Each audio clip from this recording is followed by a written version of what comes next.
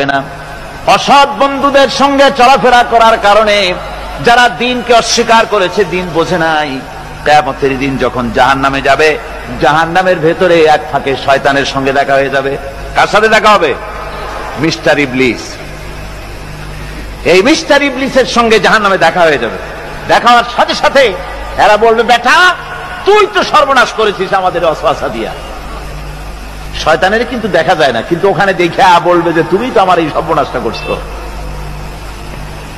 শয়তান জবাবে বলবে, وقال الشيطان لما قضي الأمر إن الله وعدكم وعد الحق।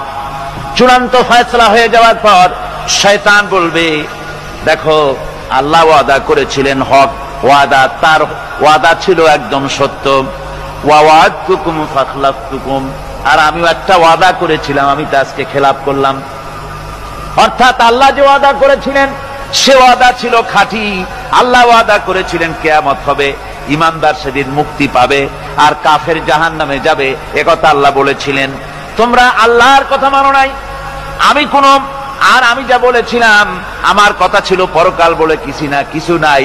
ইট, ড্রিঙ্ক অ্যান্ড বি মেরি, খাও আর ফুর্তি করো জনমের মতো।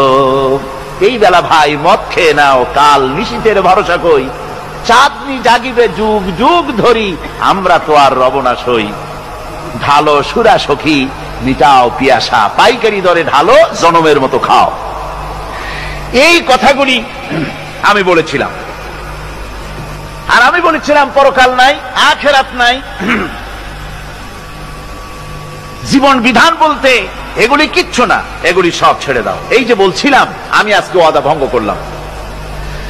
وما كان لي عليكم من سلطان, আর আমার কাছে তো কোনো দলিল ছিল না, ক্ষমতাও ছিল না। আল্লাহর কাছে ক্ষমতা ছিল। আলেমরা কথা বলেছে দলিল দিয়ে, রাসূল কথা বলেছেন দলিল দিয়ে, আর আমার কাছে তো কোনো দলিল ছিল না। আমি একটু বলছি আমার কাজটা কি ছিল, ইল্লা আন দাউতুকুম ফাস্তাজাবতুম লি, আমি তো শুধু একটা কাজ করেছিলাম, ময়দানে দাঁড়াইয়া, মঞ্চের উপরে দাঁড়িয়ে কতগুলি কবুতর উড়ায় দিয়ে বললাম, ভাইয়ের আমার, বোনের আমার। আর এই ডাকের সাথে পাগলের মতো কোনো কিছু বিবেচনা না করে সব আমার পেছনে দৌড়ালে। কেন দৌড়াইছ? আমি তো বাধ্য করি নাই, আমি তো মাথায় লাঠি মারি নাই।